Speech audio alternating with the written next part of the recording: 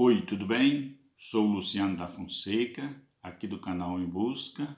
Desejo a você muita alegria e paz. Vamos que vamos, pois a vida nos convida a caminhar. Hoje o assunto é, dentro da história geral, a sociedade na América Espanhola.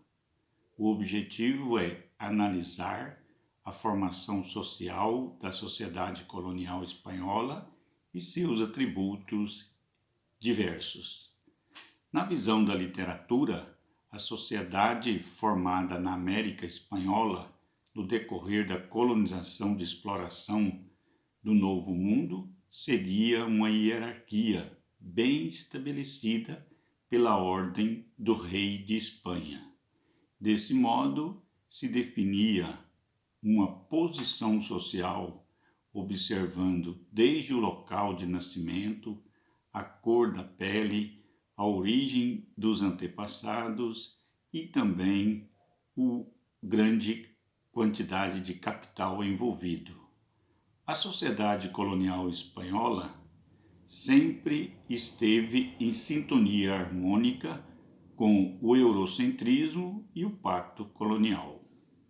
Conforme Bettel, a formação da sociedade colonial espanhola tinha como centro a camada dominante, constituída pelos chapetones, que eram os homens brancos nascidos na Espanha. Estes ocupavam as posições privilegiadas na sociedade colonial.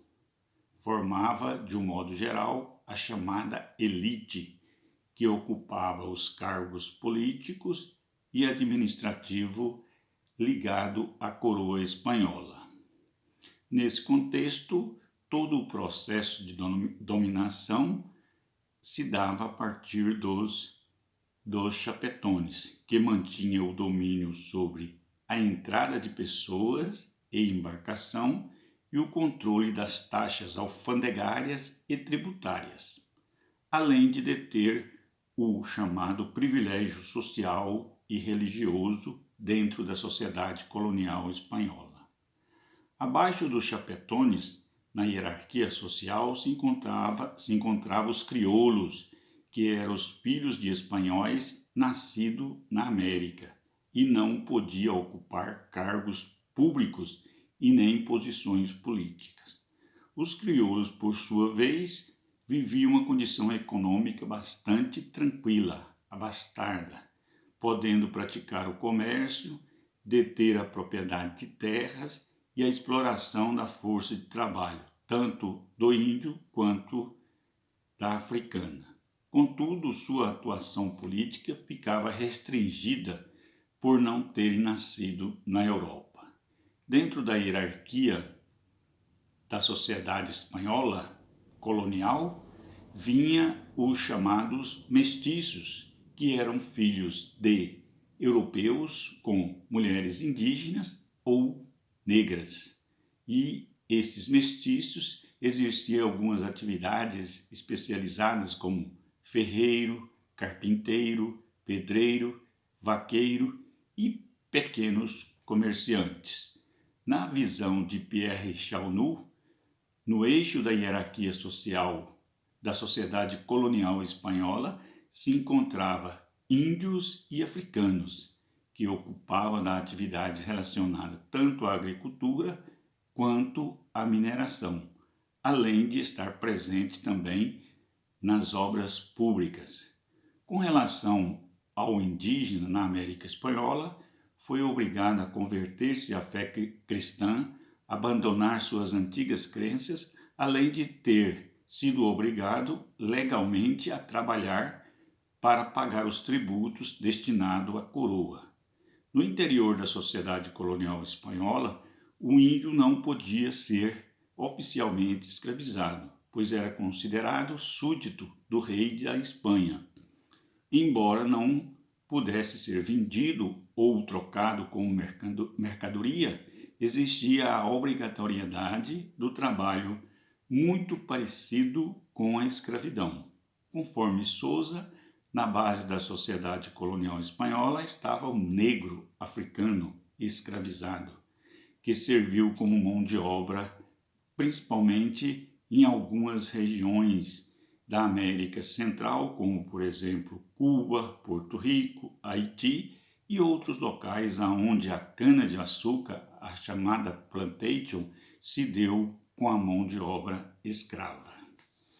Segundo Darcy Ribeiro, a sociedade colonial espanhola se caracterizou como conservadora, autoritária, católica, escravista e muito desigual.